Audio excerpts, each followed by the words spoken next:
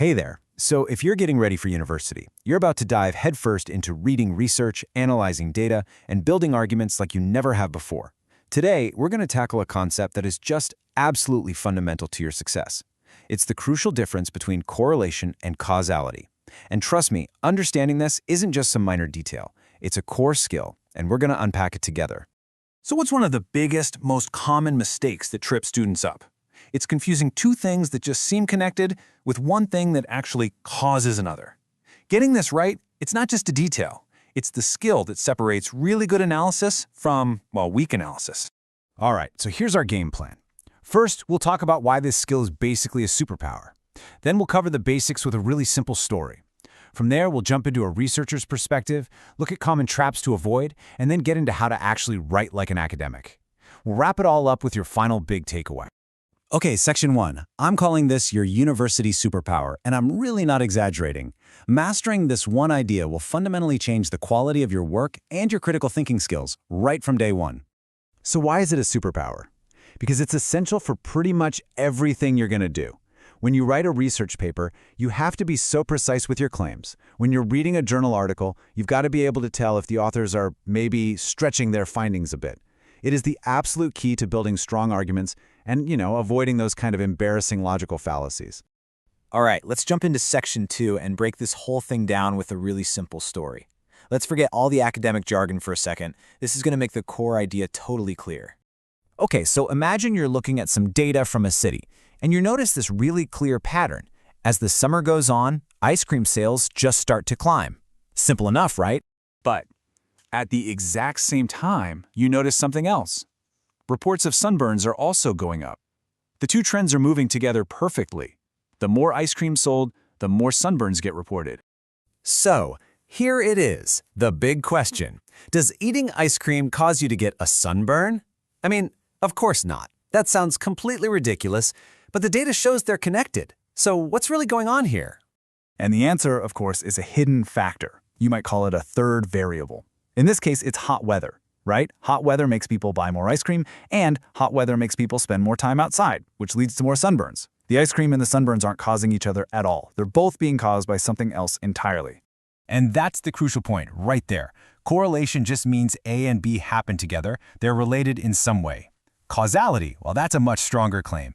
A directly causes B to happen. Our ice cream story? That's a classic correlation, not causality. Okay, so now that we've got the basic idea down, let's move on to Section 3. Let's see how this simple concept translates into the precise language that researchers and academics actually use. So, in academic terms, a correlation is just a statistical relationship between two variables. It means when one variable changes, the other one also changes in a way you can predict. It could be positive, where they both go up together, or negative, where one goes up and the other goes down. The key thing to remember is it's just about a connection, a pattern in the data, nothing more. Causality, though, is a whole different beast. It's a direct cause and effect relationship. It means that one variable is actually producing a change in another one. This is like the gold standard of scientific claims. And let me tell you, it is much, much harder to prove. So how do researchers even begin to prove it? Well, it's a super rigorous process. They need controlled experiments to isolate the one thing they're testing. They have to systematically eliminate every other possible explanation. The cause has to happen before the effect. That's a big one. And finally, other researchers have to be able to do the same experiment and get the same results. It's a very high bar to clear. Let's dive into Section 4 and talk about one of the most common traps. Remember that hot weather from our little story? Well, in academia, we have a name for that. We call it a third variable, or sometimes a confounding variable. Here's a new example, something you might actually read in a study. There's a clear correlation between students who get more sleep and students who have higher grades. Now, it's really tempting to just jump to the conclusion. See, sleeping more causes better grades. But is that really the whole story? A really sharp critical thinker immediately asks, wait a minute, what else could be going on here? These are those confounding variables, and they're everywhere. For example, maybe students with great time management skills just happen to get more sleep and have more time to study. Or maybe something like socioeconomic stability leads to lower stress, which in turn allows for both better sleep and better focus in school. If you ignore these hidden factors, that's how weak arguments get made. Okay, this brings us to what I think is the most practical part of this whole explainer, how you can actually apply all this in your own writing. This is where you really start to sound like a sophisticated academic thinker. Just take a look at this comparison. A weak statement makes this huge, unproven causal claim. Technology causes poor communication skills. It's so broad, it's easy to poke holes in it. But the academic statement? It's much more precise and defensible. It says increased technology use is associated with changes in communication patterns. See the difference? It acknowledges the link without overstating it. Here's another one. Fast food causes obesity. It's just so blunt. A much stronger, more academic sentence would be something like, high fast food consumption is strongly correlated with increased obesity rates. This phrasing shows that you understand that other things, like genetics or lifestyle, are also a part of the picture. It's all about being precise.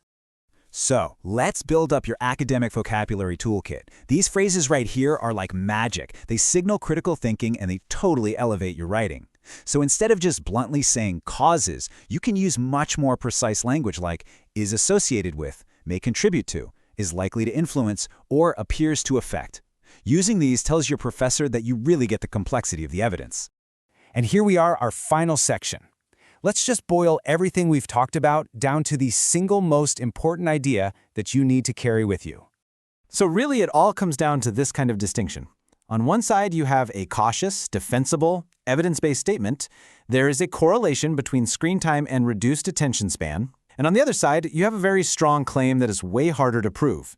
Excessive screen time causes reduced attention span. Knowing which of these two statements the evidence actually supports, that is the mark of a great academic. Look, if you remember just one thing from all of this, let it be this. Correlation is about finding a connection. Causality is about providing an explanation. Being able to tell the difference between the two isn't just some rule you have to follow, it's the absolute foundation of clear, critical, and successful academic thinking. Knowing the difference, that's your superpower.